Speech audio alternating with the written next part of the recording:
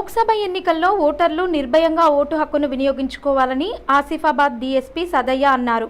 ఆదివారం మండల కేంద్రంలో సిఆర్పీఎఫ్ పోలీసు బలగాలతో కవాతు కార్యక్రమం నిర్వహించారు.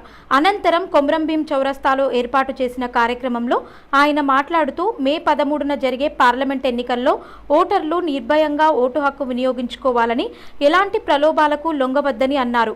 వివిధ పార్టీల నాయకులు తమకు ఓటు వేయమని అన్నంత మాత్రాన నచ్చిన వారికి ఓటు వేసి ఓటు హక్కును వినియోగించుకోవాలని ఆయన కోరారు. ఎన్నికల రోజు పోలింగ్ కేంద్రాల 100 మీటర్ల దూరంలో రాజకీయ నాయకులు, పార్టీలు ఉండాలని, ఎన్నికల నిబంధనలు ఉల్లంఘిస్తే కేసులు పెడతామని అన్నారు. ఓటు హక్కు వినియోగంపై అవగాహన కల్పించారు.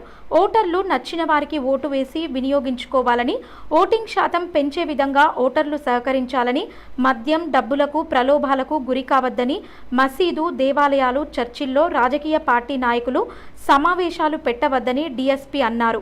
ఎవరైనా ఎన్నికల నిబంధనలు పాటించినా, ప్రలోభాలకు గురి చేసినా సమాచారం ఇవ్వాలని అన్నారు.